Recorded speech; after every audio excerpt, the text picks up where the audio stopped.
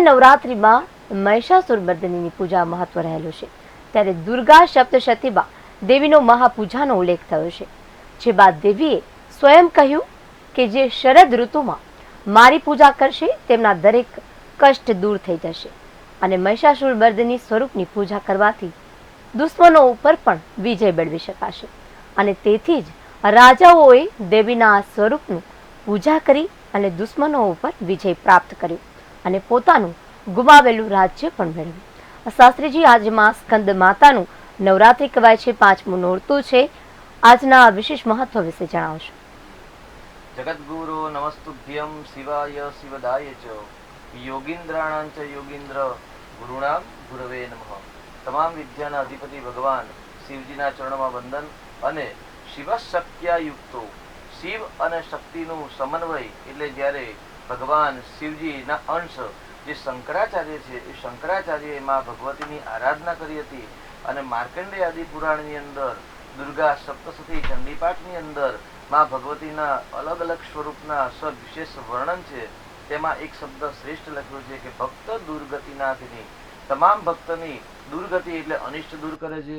અને જ્યારે શાવરની સૂર્ય તનયો યો મનુ કથ્યતેષ્ટમ નિશામયમ તદુત્પત્તિ વિસ્તારદગતો મમ, આ ચંડીપાઠનો પ્રથમ મંત્ર છે અને જે અંતિમ મંત્ર જે છે એ ક્લીમ શાવર્ણિર ભવિતા મનુઃ, એટલે જે પ્રમાણે બેને વાત કરી કે ભ્રષ્ટ રાજ્ય પુનઃસ્થાપના એટલે તમારું જે વસ્તુ નષ્ટ થઈ ગઈ છે એ નષ્ટ થયેલું રાજ્ય હોય, ધન વૈભવ હોય, યશ પ્રતિષ્ઠા કીર્તિ હોય અથવા સમૃદ્ધિ હોય, તમામ વસ્તુનું પુનઃ પ્રાપ્તિ માટે માં ભગવતીની શરદ ઋતુની અંદર દેવી આરાધના કરવી, કેમ કે જે આશ્વિન માસની જે નવરાત્રિ છે એ નવરાત્રિ શરદ ઋતુની અંદર કન્યા સંક્રાંતિની અંદર જ આવતી હોય છે।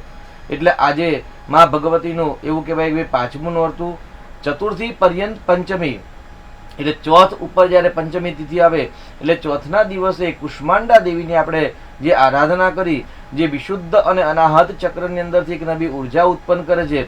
કુ એટલે લઘુ એટલે નાનું, ઉષ્મા કુષ્માંડા ઉષ્મા એટલે જે ઉષ્ણ છે ને અન્ન દ્વારા જેની ઉત્પત્તિ કરી, જેને સર્જન કર્યું, જે યુનિવર્સલનું ગ્રહમંડળ તારા નક્ષત્રનું જેને સર્જન કર્યું તેવામાં ભગવતી કુષ્માંડા દેવી, અને કુષ્માંડા દેવી જ્યારે યુનિવર્સલનું સર્જન કરી અને સૂર્યની અંદર જે આકાશ મંડળની અંદર જે તારામંડળ હતા અને તારામંડળની જેણે રચના કરી તેવા ભગવાન કુષ્માંડા દેવીને સૂર્યનારાયણના રૂપમાં નમસ્કાર કરી અને આખા જગતને તેમણે ઓજસ તેજ પ્રદાન કર્યું। કારણ કે ઓજસ અને તેજ, ઉષ્ણ અને જે અવાજ છે, ધ્વનિ છે, ધ્વનિ કોઈકના કોઈક માધ્યમથી આવતી હોય છે, તે ધ્વનિની માત્રા જો ઉત્પન્ન કરી હોય તો માં કુષ્માંડા દેવીએ કરી છે।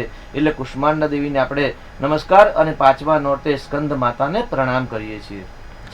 જી, એટલે સ્કંદ માતાનું પાલન, શક્તિનું સંચાલન કરતી 5મી દુર્ગા બુદ્ધ સ્વરૂપા દેવી સ્કંદ માતા, ત્યારે શાશ્વત જીવનમાં એ મહિલા કે પુરુષનું સ્વરૂપ છે, જે માતા પિતા બનીને પોતાનું બાળકોનું પાલન પોષણ પણ કરે છે। માતા દુર્ગાનું 5મું સ્વરૂપ સ્કંદ માતાનું પૂજન નવરાત્રિના 5મા દિવસે કરવામાં આવે છે। ત્યારે સ્કંદ માતા કુમાર કાર્તિકેયના માતા હોવાની પણ માતાનું દુર્ગાનું 5મા સ્વરૂપ સ્કંદ માતા તરીકે ઓળખાય છે। માતાજીના ખોળામાં સ્કંદજી 12 સ્વરૂપે બેઠા હોય છે અને તેમની 4 ભુજાઓ છે, જેમાં જમણી બાજુએથી ઉપરની ભુજાએથી ભગવાન સ્કંદ પકડેલા છે અને ડાબી બાજુએથી નીચલી ભુજાએ ઉપરની તરફ ઉઠવેલી છે। તેમાં કબરનું પુષ્પ છે અને તેમનું વાહન પણ સિંહ છે। ત્યારે શાસ્ત્રીજી, આ સ્કંદ માતાની આ વિશે ઘણી બધી વાર્તા પણ રહેલી છે, તે વાર્તા વિશે પણ જણાવશો। એટલે પંચમમ સ્કંદ માતેતી ષષ્ઠમ કાત્યાયનીતિ ચ, 5મા નોરતે સવિશેષ સ્કંદ માતાની પૂજા છે। અને સ્કંદ એટલે ભગવાન શિવજીના જે અંડ એટલે એ ઉર્જા ઉત્પન્ન થઈ અને જે ઉર્જાને યુનિવર્સલની અંદર કોઈ જ ગ્રહણ કરી શકે એવી સમર્થતા ન હતી અને જે અંડની જે ઉર્જા હતી એ ઉર્જા પૃથ્વી પર પડી અને કાર્તિકેય એટલે અગ્નિ દ્વારા જે ઉર્જા ઉત્પન્ન થઈ એટલે ધરણી ગર્ભ સંભૂતમ વિદ્યુત કાંતિ સમપ્રભ, જે વિદ્યુત કાંતિ થઈ અને વિદ્યુત કાંતિ દ્વારા જે અંડ કે પિંડ દ્વારા જે પૃથ્વી પર આવ્યો અને પૃથ્વી પર જે બાળકનું જે જન્મ થયો અને ત્યારે 6 કૃતિકાઓ નામની જે શક્તિ હતી એ 6 કૃતિકાઓએ માના રૂપમાં કાર્તિકેયનું એટલે સ્કંદનું પાલન પોષણ કર્યું. સ્કંદ એટલે ભગવાન શિવજીના જ્યેષ્ઠ પુત્ર જેને આપણે કાર્તિકેયથી ઓળખીએ છીએ તેનું જ નામ છે સ્કંદ છે. અને સ્કંદ નામ એટલા માટે પડ્યું કે 6 પ્રકારની જે કૃતિકાઓ છે એ કૃતિકાએ માતાનું વાત્સલ્ય સ્કંદને એટલે કાર્તિકેયને પ્રદાન કર્યું. અને કાર્તિકેયની કૃપાથી અને સ્કંદ 6 કૃતિકાઓની કૃપાથી કાર્તિકેયે પોતાના મુખ જે હતા એ મુખ 6 મુખ ગ્રહણ કર્યા અને ષડ મુખ થઈ અને તે ષડાનંદ કહેવાય. અને ષડાનંદ દ્વારા ષડાનંદનું જે પાલન પોષણ થયું એ 6 કૃતિકાઓએ કર્યું એટલે એને સ્કંદ કહેવાયું અને સ્કંદ માતા કહેવાય. અને ત્યારે પાર્વતી માતાના જ્યારે એક જે સ્વરૂપનું વર્ણન થયું શિવ શક્તિયુક્તો અને જે સ્કંદ થઈ અને ત્યાર પછી માં ભગવતીના ખોડાની અંદર જ્યારે ભગવાન સ્કંદ દેવતા એટલે કાર્તિકેય બિરાજમાન થયા અને કાર્તિકેયના જે ષડાનંદ એટલે ષડમુખના કારણે માતાને સ્કંદ માતા, સ્કંદ એટલે જેને 6 મસ્તક છે તેવા પુત્રની માતા એટલે એને સ્કંદ માતા કહેવાય છે. અને સ્કંદ માતાનું વિશેષ પર્વનું મહત્વ છે કે જે વ્યક્તિના ત્યાં સંતાન નથી કે પારણું નથી બંધાતું તો તેમણે સ્કંદ માતાની પૂજા કરવી. સ્કંદ માતાના કૃપાથી તેમના ત્યાં બાળક થતું હોય છે. એટલે 6થા દિવસે 5મા નોરતે સ્કંદ માતાની પૂજા કરવાથી સંતાનની પ્રાપ્તિ થાય છે. માં ભગવતી સિંહારૂઢા છે. દુર્ગા સપ્તશતીનું વિશેષ વર્ણન છે કે ભાઈ વિદ્યુત કાંતિ સમપ્રભામ મૃગદ્રામ.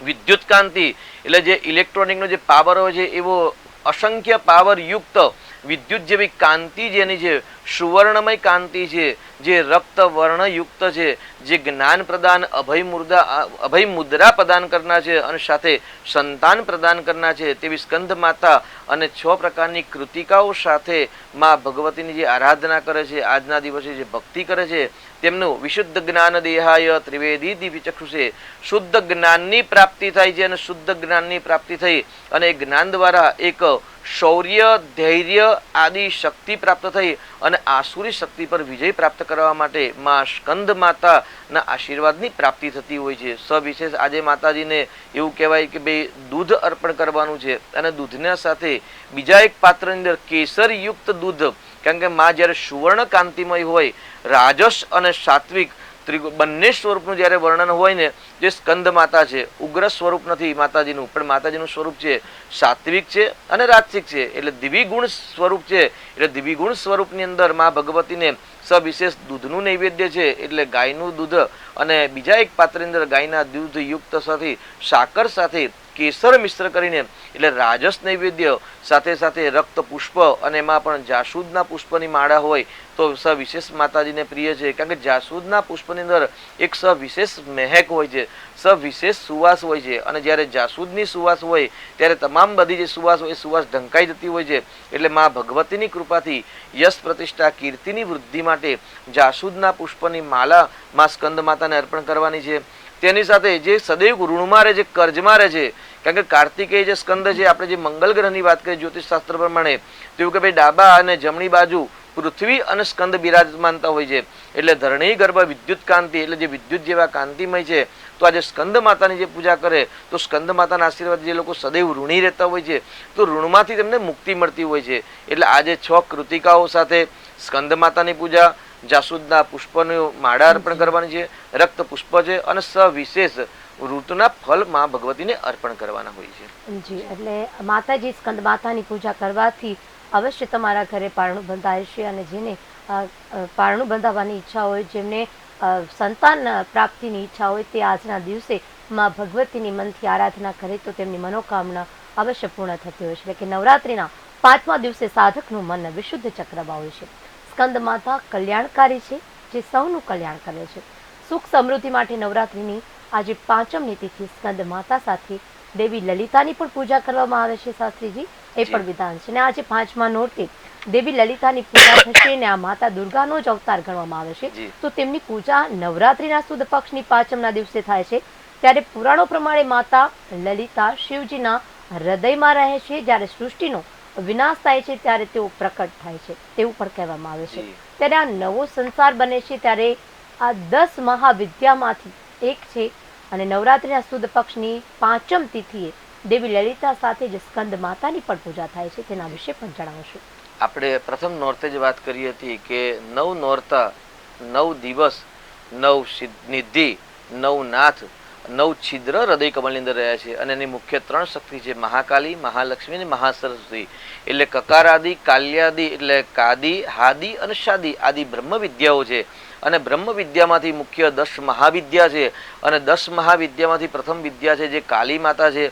દ્વિતીય જે વિદ્યા છે એનું નામ છે તારા અથવા તો ઉગ્ર તારા, જેને આપણે કુષ્માંડાના રૂપમાં ગઈકાલે જે પૂજા કરી એ કુષ્માંડા સ્વરૂપ સાથે પણ એનો સંબંધ છે. કેમ કે કુષ્માંડાએ આખા સૃષ્ટિની રચના કરી અને જ્યારે સૂર્યને પ્રકાશ કર્યા અને સૂર્યની અંદર જે ઉર્જા ઉત્પન્ન થાય છે એ ઉર્જા શક્તિ કુષ્માંડા રૂપમાં, જ્યારે આપણે બ્રહ્મ વિદ્યાના રૂપમાં જો જાણવા જઈએ તો એ માં ઉગ્ર તારા છે. એટલે 10 વિદ્યાની મહાવિદ્યાની બીજી વિદ્યા છે. અને ત્રીજી વિદ્યા છે બ્રહ્મ વિદ્યા, જેનું નામ છે ષોડશી એટલે પંચદશી. પંચદશ એટલે 15 અને 16મી જે કલા સાથે જે પૂર્ણ હોય છે, જે પૂર્ણાસન હોય છે, જે પંચ સિંહાસન પર વિરાજમાન છે, જેને કોઈક ત્રિપુર સુંદરી કહે છે, કોઈક સુંદરી કહે છે, કોઈ એને બાલા બહુચરા કહે છે, અથવા તો કોઈ એને લલિતાંબિકા કહે છે, અથવા તો કોઈ એને શ્રી શ્રી ચક્ર નગર સામ્રાજ્ઞી જે કહે છે. અને ગુજરાતીની જે આરતી આપણે ગાય છે કે બ્રહ્મા વિષ્ણુ સદાશિવ ગુણતારા ગાતા, તો જે બ્રહ્મા વિષ્ણુ અને સદાશિવ જે ગુણ ગાય છે, જેના ગુણ ગાય છે તે પરમેશ્વરી, જે કામેશ્વરી હૃદય કમલ એટલે કામેશ્વર અને કામેશ્વરી, અહીં શિવ અને શક્તિનું વર્ણન છે.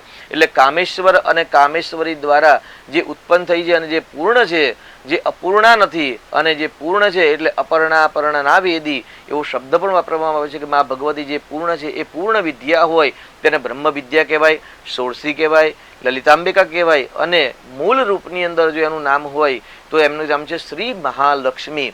એટલે મહાલક્ષ્મીનું જે સ્વરૂપ છે, લલિતાંબિકાનું સ્વરૂપ છે, એ તમામ પ્રકારની આર્થિક સમસ્યા દૂર કરે છે.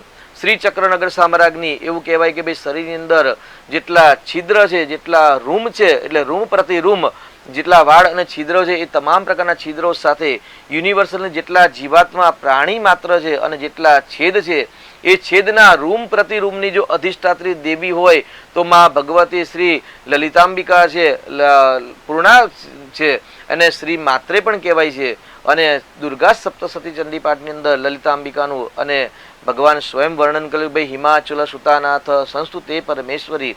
હિમાચલના જે દીકરીનો જન્મ થયો છે એટલે શૈલપુત્રી એટલે પાર્વતીનો જન્મ થયો. સુતાનાથ તેનો નાથ, સુતા એટલે હિમાલયની પુત્રી, સુત એટલે સંતાન, તેનો નાથ કોણ તો મહાદેવ. હિમાચલ સુતાનાથ સંસ્તુતે પરમેશ્વરી.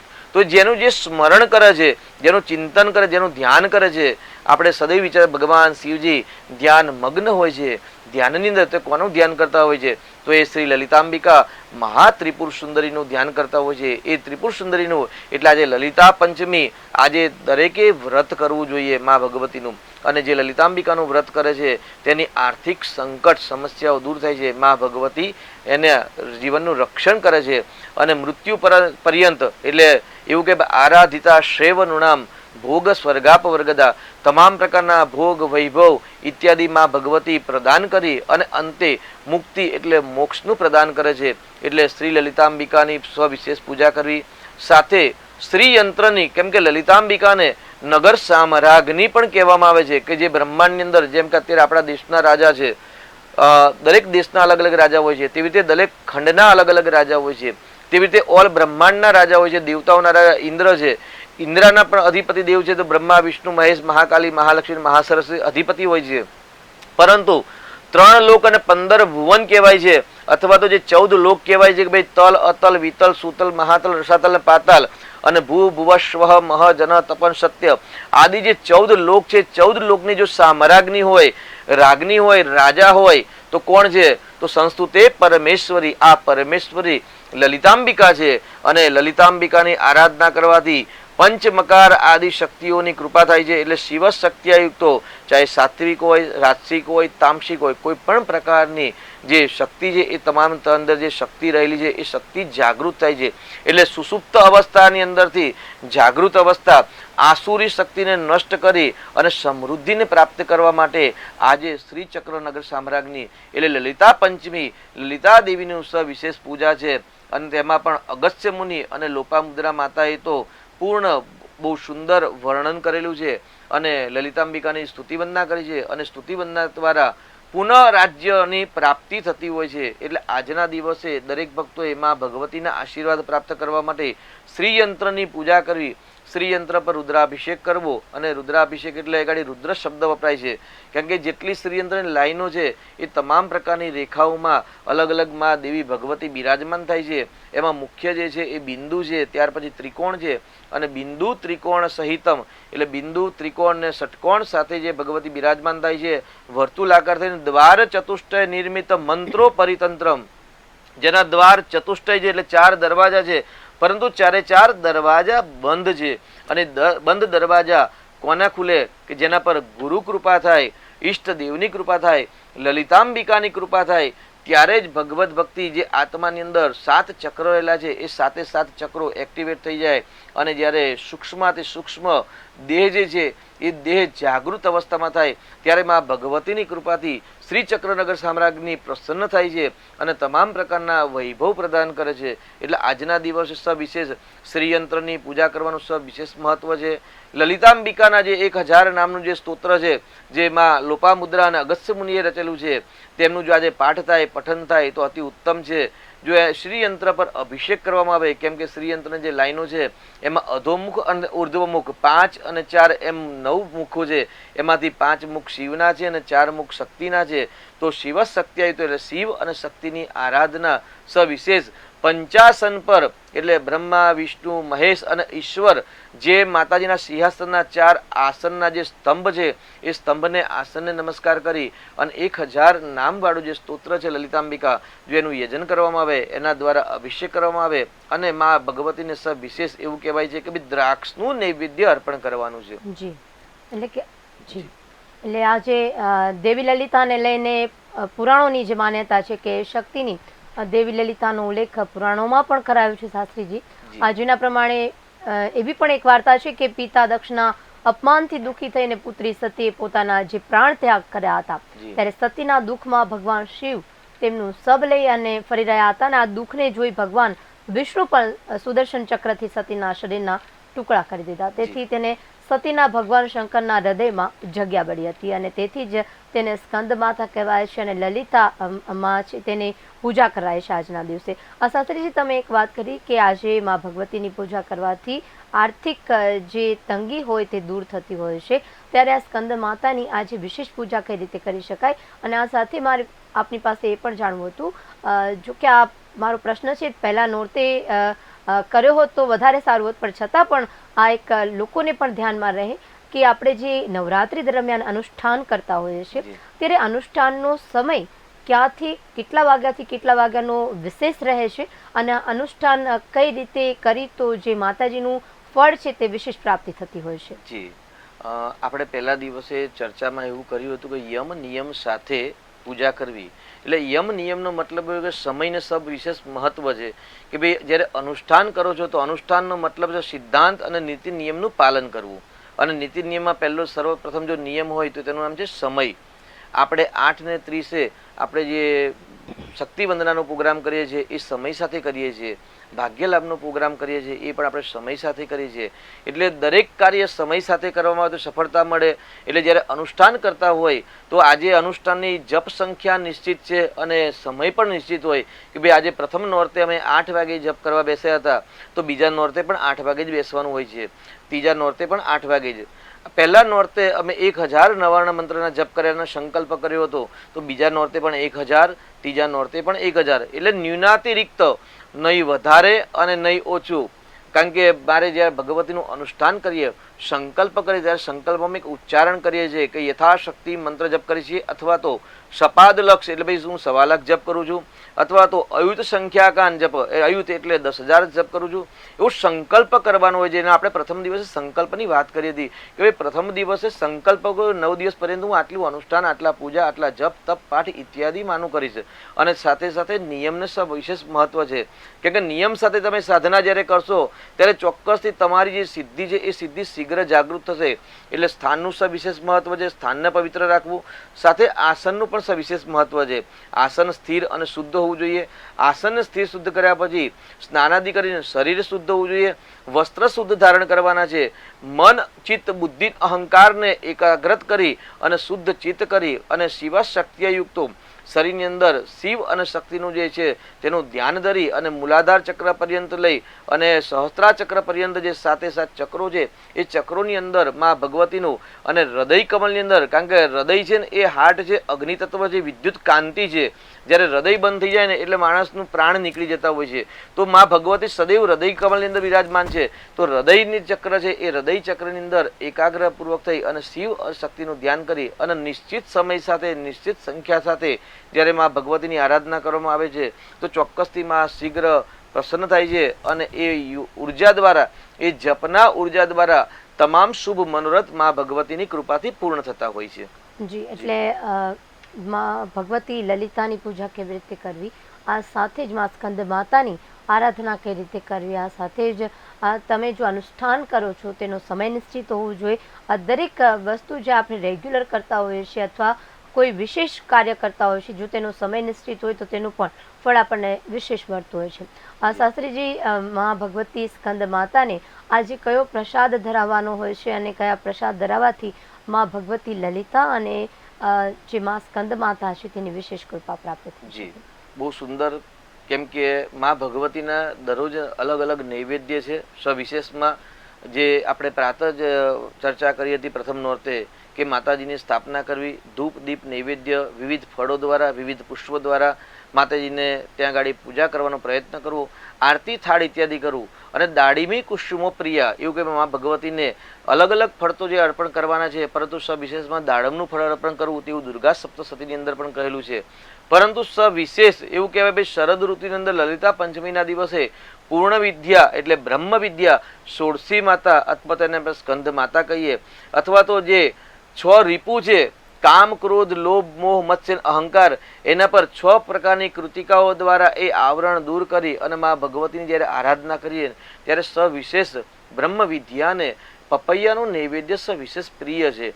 એટલે આજના દિવસે લલિતાંબિકા, સ્કંદ માતા, કુળદેવી અથવા તો તમામ દેવી દેવતાને આજે પપૈયાનું નૈવેદ્ય, દાડમ અને વિવિધ પુષ્પો તો અર્પણ કરવાના છે, પરંતુ પપૈયાના નૈવેદ્ય અર્પણ કરવાથી હૃદય કમલની અંદર વિશુદ્ધ ચક્રથી લઈ અને સહસ્ત્ર ચક્ર પર્યંત જે ગુરુમુખ છે એ ગુરુમુખની અંદર જે પણ ઉર્જા નેગેટિવ રહેલી છે એ તમામ પ્રકારની નેગેટિવ ઉર્જા દૂર થાય છે અને હૃદય કમલ શુદ્ધ થાય છે. એટલે આજના દિવસે માં ભગવતી સવિશેષ આશીર્વાદ પ્રાપ્ત કરવા માટે ફળ ફળાદી અર્પણ કરવાના છે.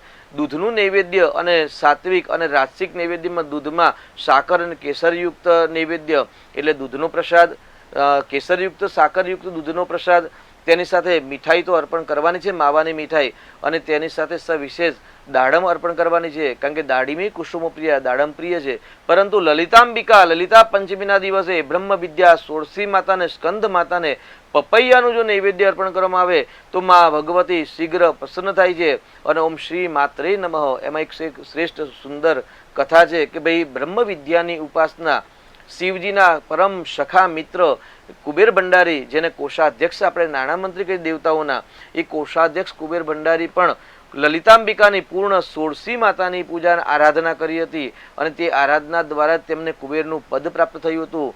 રાવણ, પંડિત રાવણજીએ જે સોનાની લંકા બનાવી હતી એ સુવર્ણની લંકા પણ એને કહેવાય કે લલિતાંબિકા ષોડશી માતાના આશીર્વાદથી બની હતી. શ્રી કૃષ્ણ પરમાત્માની જે સુવર્ણ નગરી હતી એ સુવર્ણ નગરી વિશ્વકર્મા ભગવાને બનાવી, પણ તે પરંતુ પૂર્વે તેમણે બ્રહ્મ વિદ્યા ષોડશીની આરાધના કરી હતી. એટલે જે ઉચ્ચ પદવી પર જે મહાન રાજા બની ગયા જેટલાઓ, એ તમામ રાજાઓએ જે મહાસત્તા પર બિરાજમાન છે એ તમામ સત્તાધીશોએ ષોડશી બ્રહ્મ વિદ્યા લલિતાંબિકાની આરાધના કરી હતી અને પૂર્ણાભિષેક કરી હતી. અને પૂર્ણાભિષેકની કૃપા માટે ગુરુ કૃપા, કેમ કે 7 ચક્રોની આપણે જો વાત કરતા હોય તો 7 ચક્રની અંદર મસ્તિષ્કની અંદર જે સહસ્ત્ર ચક્ર છે અને સહસ્ત્ર ચક્રને ગુરુમંડળ પણ કહેવાય છે. અને ગુરુમંડળ એટલે જ્યારે બ્રહ્મ વિદ્યા લલિતાની કૃપા પ્રાપ્ત કરવી હોય, બ્રહ્મ વિદ્યા ષોડશી ત્રિપુર સુંદરી મહાલક્ષ્મીની કૃપા પ્રાપ્ત કરવી હોય, તત્પૂર્વે એમને ગુરુની કૃપાની આવશ્યકતા છે. અને ગુરુ કૃપા દ્વારા આપ મા ભગવતીને પ્રસન્ન કરવા માટે પપૈયા, દાડમ,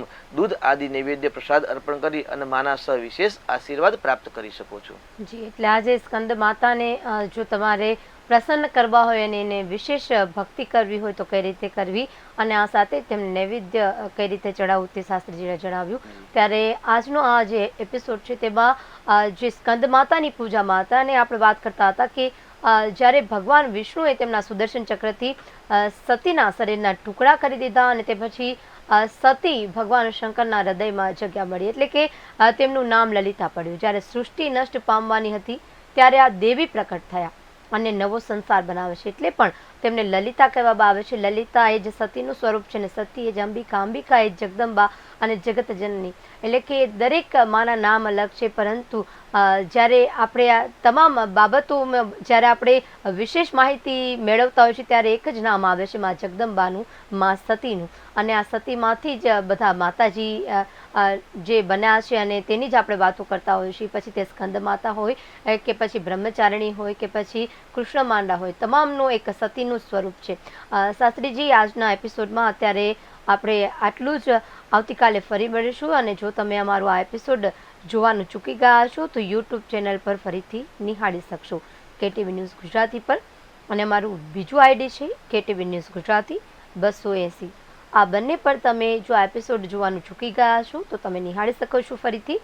અને આ સાથે જ આવતીકાલે ફરી મળીશું. અને જો તમારે કોઈ પણ તમારા પ્રશ્ન છે નવરાત્રિને લગતા, મા ભગવતીના લઈને કોઈ પણ મનમાં પ્રશ્ન છે તો તમે અવશ્ય અહીંયાથી તમને સમાધાન મળશે. દક્ષિણ શાસ્ત્રીજીને તમે અમારો 3:30 વાગે કોલ આવે, ભાગ્યલાભનું જે એપિસોડ આવે છે તેમાં કોલ કરી અને અવશ્ય જાણી શકશો, તમને અહીંથી સમાધાન મળશે. તો આજના એપિસોડમાં અત્યારે બસ આટલું જ. આવતીકાલે ફરી મળીશું છઠ્ઠા નવરાત્રિના મહત્વ સાથે. ત્યાં સુધી રજા આપશો. આપનો દિવસ શુભ રહે તે મનોકામના સાથે. જય માતાજી.